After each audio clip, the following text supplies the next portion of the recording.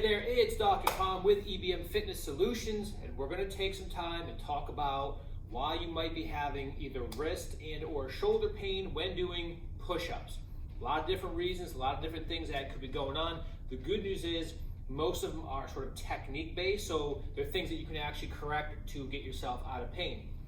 Number one thing that people jack up when they're doing push-ups is they forget or never know that push-ups are a total body exercise. They should be considered that way, so that when you set up, basically from like your head and neck area right down to your feet, everything kind of has to be engaged and has to work together. This is the thing that people make a mess of right away. They've got their neck going one way, their shoulders and elbows doing other things, their low back is a different place.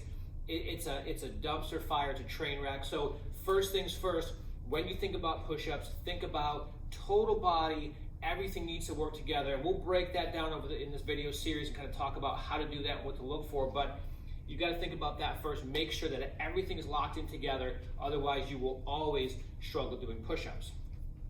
Another very important thing to discuss is that most people, it doesn't matter whether you're younger or older, whether you're a man or a woman, doesn't matter. Most people do not belong on the floor when doing push-ups.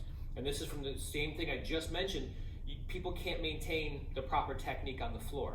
They get on the floor and it looks like, again, it's a mess. So most people need to come up onto a bar, do a bit more of an incline push-up, or go onto a bench or some steps or something. But most people do not qualify or belong on the floor when doing push-ups.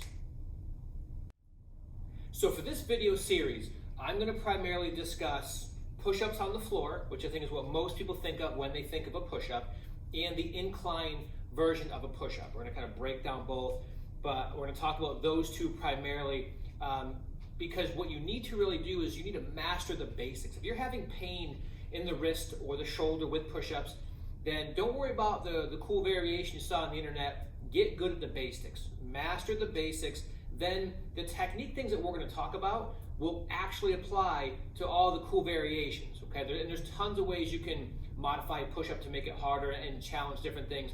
But for now, if you're dealing with pain, or if you just want to tighten up your technique, we're going to focus on the incline push-up, and we're going to focus on the regular push-ups on the floor, and then we're going to kind of build out from there.